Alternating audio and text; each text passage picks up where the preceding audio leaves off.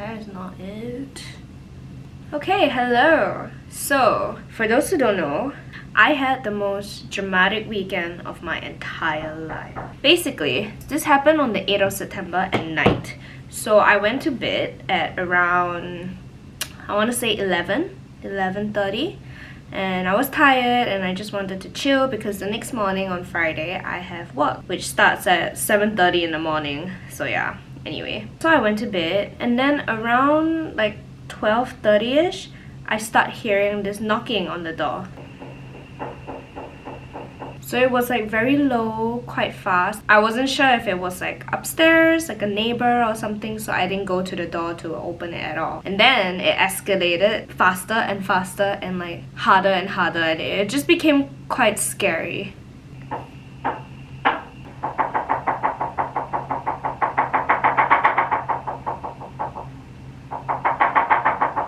I was really scared because no one would be knocking like that, honestly. And I knew my roommate was out at that time, but I didn't know if it was her or not.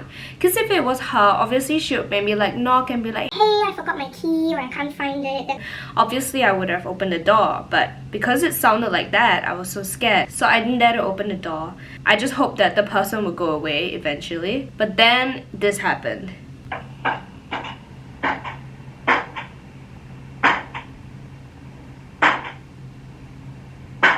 It escalated to become banging. It sounded as if they were like using their entire body to physically bang at the door. And I was like, oh my god, I'm going to die. I thought I was literally going to die and I was so scared. I had to call Chris and Fabian because I was panicking and I didn't want to open the door because it sounded so scary, like traumatizing, you know? Why would I open the door? What if someone is like holding a knife or something? The moment I open the door, I'd be like, "Cha, I'm dead," you know? Yeah, so I didn't open the door and I started crying because of how scared I was. Maybe that's a little pathetic on my part, like, you know, all the crying and stuff, but it was scary. And it's like almost 1 a.m. at this point. Like, it went on for quite long. And then Chris was the smart one. She was like, "Is there a 24-hour hotline?" And I was like, "Oh yeah." They had a security hotline. So I decided to call security. And I told them like, "Oh, there's someone knocking on the door. I don't know who it is. I'm really, really scared. Could you come and check it out?" And he was like, "Okay." He came up and he called me again. He was like, "Hey, which room number are you at? I will go and check it now." So I gave him my room number and he went. And then like as he was walking, he was like, "Oh yes, I do see someone super drunk outside." And I was like, "Oh, okay." And then he was like, "Don't worry, don't cry." He heard me crying. "Don't cry, we'll settle this." I was like, "Okay." So he hung up the phone and then maybe about 10 or 15 minutes later, I hear the door open. And in comes my roommate. In my head, I was like, what the but like seriously, what the heck? And it was just, "You?"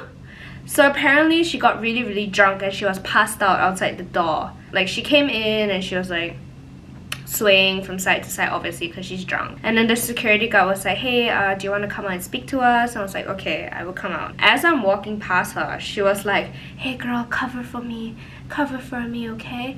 And I was like, "Bitch, no, you are scary. Like you have been scaring me the past hour and like Jesus Christ, hell no." So I went out, I spoke to the security guard and he was like, "Well, is this the first time that this happened? Has she done this before?" And I was like saying, "Well, she often drinks on her own and when she does, she talks to herself a lot. She watches videos on like loud volume and like she watches Shrek at like 1 a.m. in the morning and she blasts the volumes like super, super loud." There were like a couple of times I had to tell her to like turn it down because I have to sleep, you know, I have uni the next day, I have to go to school. I explained all this to the security guard and he was like, "Okay, well, she's super drunk tonight, so at most she'll just pass out in bed. And if anything, I can still go down, I can give him a call and he'll be downstairs until 7 a.m. in the morning." So I was like, "Okay, fine." So afterwards, I went back in, she goes to bed, yada, all is good. But I was still really shaken. Like, it took me quite a while to fall back asleep because like, can you imagine how scary it was? I literally thought a ghost was going to kill me. Like, doesn't it sound like a ghost? Is it just me? So I told my parents what happened the next morning and they were like, "This is too much. Like, I told them about how she drinks on her own and everything and how she's super weird. There was one time she was talking on the phone with someone, and then 1 minute she was like bawling, like crying her eyes out, like sobbing, literally wailing, and then like 5 minutes later she just laughed. She was like laughing like hysterically. So I did tell my dad before, and he was like, hey, this girl's kind of not it. And then after this incident, he was like, yo, you gotta go to the reception, you gotta complain. Hello, we pay good money for this place. If you're not safe, I don't feel safe. And I was like, I know. So the next morning I went to work, and then around 3 p.m. I went to the reception to tell them what happened last night, and I recorded like all the knockings and everything, and I have like the call logs of me calling up the security and stuff, and the timings and all that. So I emailed them all the evidence, and the manager went to speak to her that day itself. So that was Friday, 9th of September. She went to speak to my roommate, and after that she came to speak to me again, and then she was like, the roommate said that she was going through a very tough time, which is why she was probably drinking so much, and like she got super drunk and everything. Like, for me, okay, maybe you are going through a tough time, I'll give you the benefit of the doubt, but you're still scary, bro. Like, you are very, very, very scary, and I can't do it. I can't. So the manager was like, okay, we can probably arrange for a room change for you, or we can settle something, but the earliest they can get back to me is on Monday. And that was a Friday, by the way. So they were like, is there any way you can stay for the weekend? And thank God Chris was with me, so I was gonna stay with her over the weekend. Especially because on the 10th, a Saturday, I had a climbing competition. So if I didn't sleep well, I was gonna die. So I went over to her place to sleep just for the weekend, but Sunday night I knew I had to come back because I work Monday and Friday, and like I mentioned, I start at 7:30. So Chris lives quite far from the city where my cafe is located, so if I were to go from her place, I would have to wake up at like 5:36 to get ready. It would be quite inconvenient for me, especially because it was just so far away and I start so early. So instead I went home on Sunday night. I was back like the whole afternoon, but my roommate wasn't home, and then she came back around maybe 8:30, 9, and I think she wasn't in a very good mood. So she was like kind of angsty, and I had the air conditioning on at 28 degrees because it's still winter. It was quite cold at night as well, but I think she was super hot. And honestly, if she just asked me like, hey, could I like lower the temperature, it's super hot, I'm dying here, like obviously I would have been fine. I mean, I would just grab a sweater, I would wear something thicker, maybe wear some pants, I don't know. But she didn't. So what she did was she stomped to the remote. She snatched it up, beep beep beep beep. She changed it all the way down to fucking 18 degrees or something, and then she literally said that she was like, it's so fucking hot in here, like I'm going to burn in this room. And then she slammed down the remote like back onto the holder. She stomped back to her bed, and then she was like, I swear I'm gonna kill somebody, I'm gonna kill her. And when I heard that, I was just like, get me out. I need to get out of here ASAP. So I immediately took my phone, I took my room card, I left the room, I went all the way down, and unfortunately the reception was closed, but the security guard was there. And like I explained the situation to him, and he was like, okay, let me speak to the head of security. So he brought me to the guy, and I explained the whole situation. He saw the report about what happened on Thursday night. He was like, okay, let's go speak to her. And I was like, what? But I mean, I can't say anything, you know. So I followed him up, and then I hid in the corner just to make sure that she wouldn't see me while the security guard was speaking to her, because I was scared. Like, I don't know what she could do to me, or like she could say like, oh, I'm being a bitch, you know. So the security guard spoke to her, and this girl, she freaking tried to frame me. I was like, I was mind boggled. So I recorded the entire conversation.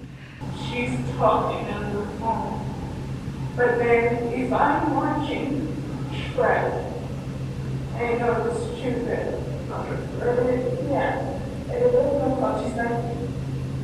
She's telling me she says I want to speak. So she starts crying in front of this guy, saying that I hit her. When I heard that, I was like, Hello? Okay, the way I wake people up, it's like the gentlest touch.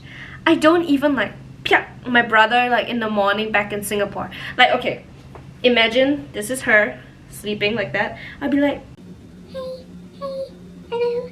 I'm sorry. Your video's a little loud. Is it okay if you turn it down? I need to sleep. literally that's all I did. So she cries and wails, and then she starts giving these stories. I mean, okay, benefit of the doubt, it could be true. She said that her grandfather passed away, which is why she was drinking so much. So okay.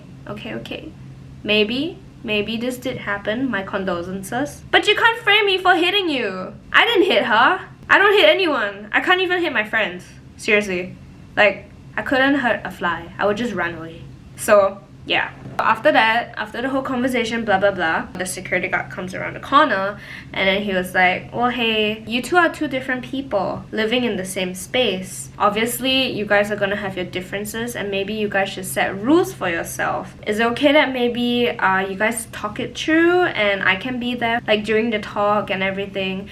And in my head, I was like, no, I am not gonna talk to her. Like, I'm sorry if you guys think I'm not giving her a chance, but to me, I'm just like, nah. But I didn't know how to get out of it, so I was like, okay. I responded. I was like, can I call my father? And he was like, yeah, sure, go ahead. So I was like, hello. He wants me to speak to her. And then my dad was like, what? He was like, no, let me speak to the security guard. So pass the phone to the security guard and my dad just says like, hey, this girl's dangerous. He asked the security guard if he heard the recordings and the security guard was like, no. So my dad was like, well, please do hear the recordings. Like, I don't feel safe having my daughter stay with this girl, and like, don't make me come all the way from Singapore to settle this, because I know my dad will. Like, love you, Dad. I know he will. He would just book the next flight immediately. I swear to God, he would arrive at 3 a.m. and just like barge to the place. I know my dad. So yeah, the security guard was like, okay, I'll see what I can do. Put down the phone and then he was like, could you show me the recordings? So I let him listen to the recordings and immediately you could see his face change. Like, I think he realized how serious the matter was. You know, at first, he only gave me one option, which is to talk to her. Then after the recordings, he was like, okay, you have two options. The first one, we can still go back and talk to her and see how we can work things out. The second one, I can see if I can arrange a different room for you for the night. And immediately, I was like, hallelujah, praise you, I'm taking the second option. The next morning, around maybe 7:30, I got up. Then I went to the reception. Like, hey, I just came from the other room. Is there like a specific timing where I know like the result, like what's gonna happen? And then they said, well, the operations manager doesn't come in until 8. She asked if I felt safe going back to the room just for like the morning and everything. So I was like, okay, fine.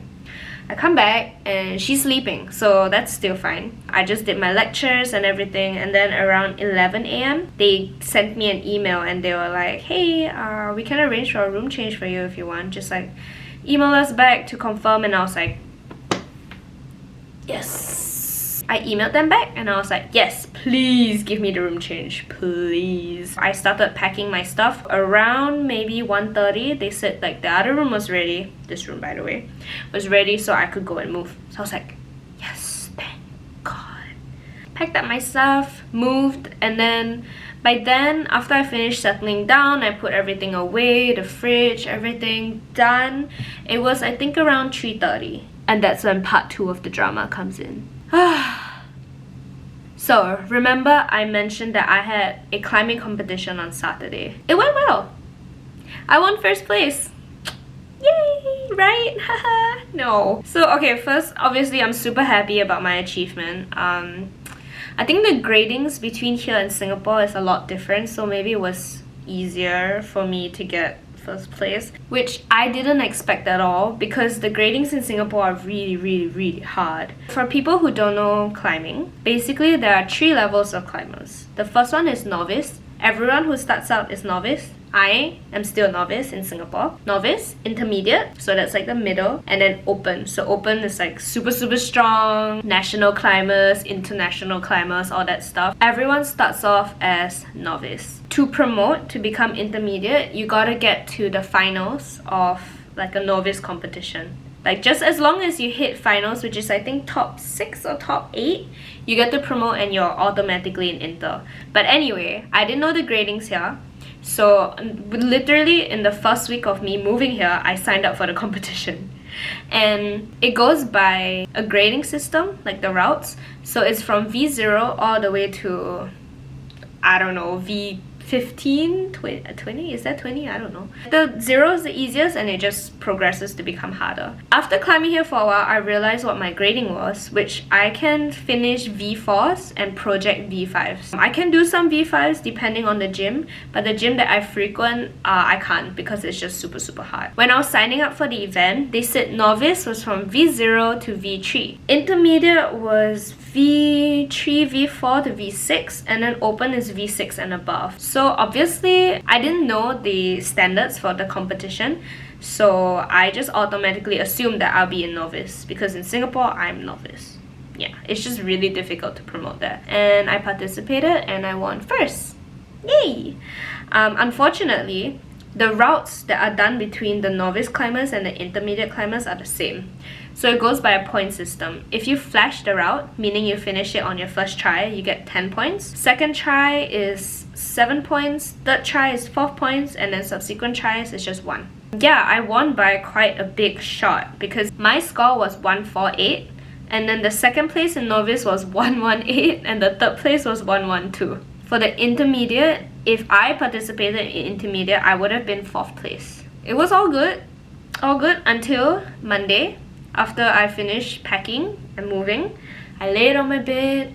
I was like, finally, I can relax. Like the whole weekend of stress is gone. Life is good again. And then my friend sends me this.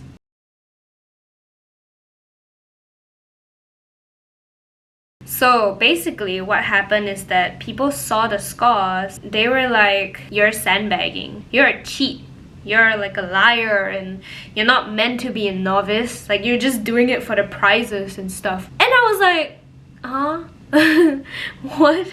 What's happening right now? Like I didn't expect this to happen at all. I have a climbing account. All I've ever wanted to do was just show off my progress because I really did progress a lot ever since like from the very beginning. I think I got a lot better, which is why I was so proud that I won first. And I started panicking because like I didn't want people to hate me. I just started making friends in the climbing community. Like I made a lot of like Singaporean climbers and I know a couple of locals here. I see them in the gym often and they're super nice to me. I'm super nice to them, including the staff of the gym. So I was panicking my ass off. Like I didn't want people to hate me. I was just so scared because like this has never happened to me before. So I was really stressed out. But a lot of my friends were like, hey, don't listen to her. Like she's crazy. You deserve the win. You work really hard. And it's your first competition here. You didn't know the standards. You just came like 2 months ago and I was like, yeah, I don't think I did anything wrong. I don't think so, right? I was doubting myself a lot, especially because like most of this like reassurance was coming from the Singapore climbers, which understand where I'm coming from. But I didn't know how the Australian climbing community would have seen me because obviously they think it's different. Like they don't understand where I'm coming from, which is why I felt it was also really unfair that they were almost like this girl was attacking me without even like asking for my point of view. So I was really upset. And one of my friends, he was super nice. He went to DM her. He went to DM her saying that, hey, I stumbled across your page. I'm a new climber in Perth. He was like saying how she might have been a little harsh with her words and everything. Like she was taking screenshots of my account and posting it on her story without even censoring my name, which is like straight up cyberbullying, you know. I was so angry. He pretended to not know me and he was like, I've chatted with her a couple of times and she's like a new climber. She came from Singapore and it's the first competition here, so maybe she was testing the waters. And I was just like, yeah, that's exactly what I was doing. but you didn't bother to ask. Maybe like publicly calling her out wasn't the best thing and blah blah blah. And she responded. She basically said that it was unfair on the novices for me to join novice, knowing that I regularly climb like V4s and V5s. And she read some of the comments on my post, saying that she felt that the way I responded to them was inappropriate, meaning in a way like I knew novice was easy and that's why I joined to win. To give some context to that, people were like saying fake novice and like, haha, you really destroyed the competition and fake novice. A lot of fake novices. But in Singapore, it's a joke.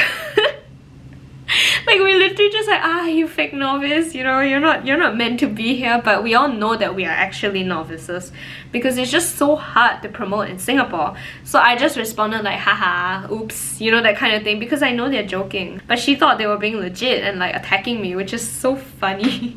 You see, it's just more like miscommunications and like misunderstandings because they didn't bother to ask where all of us were coming from, like Singaporean climbers, you know. Then she said that she knew I saw her post, but I didn't bother to message her or like give my own statement about it, so it seems like I don't care. She mentioned that some of the novice climbers did mention to the staff that I was in the wrong category, which I was like, okay, that's valid. But she's not a novice. She went to open.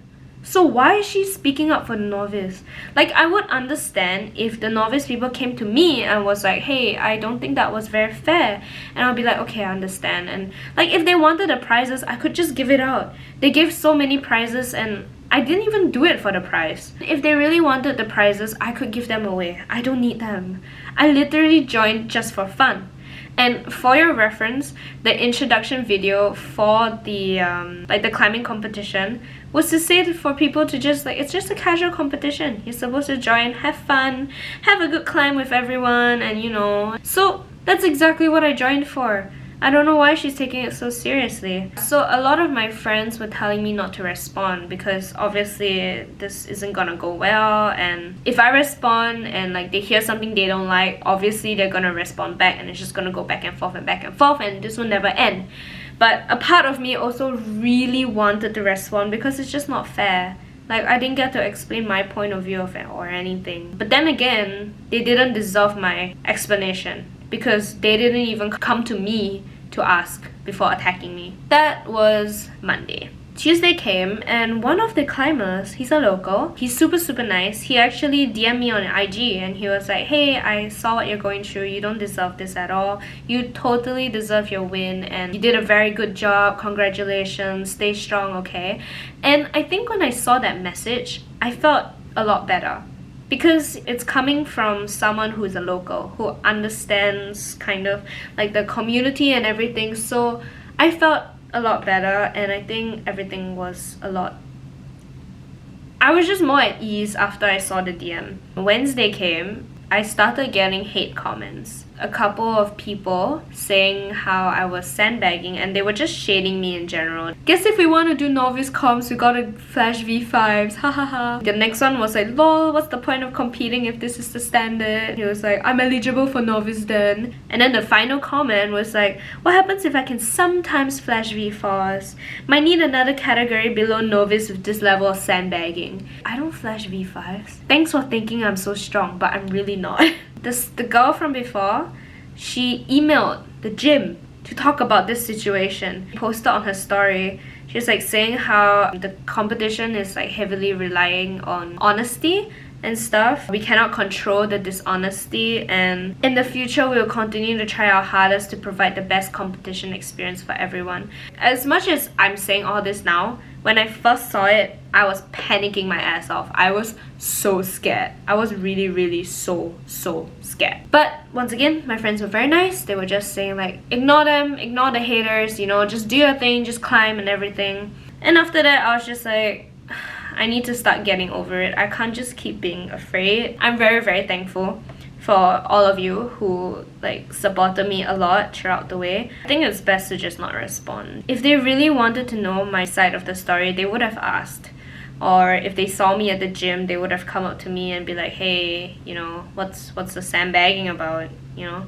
I think it's just best to not say anything and wait and see. But But yeah, I'm pretty much over it now. It's been like maybe 2 weeks ever since the whole thing, and I feel a lot better. Yeah, but wow, that thing really gave me so much stress. Like, my period is like 3 weeks late now. I don't think it's gonna come this month because of how much cortisol I had like running through my system. Too much. So yeah, that was a lot. Anyway, I hope you enjoyed my story. Bye bye.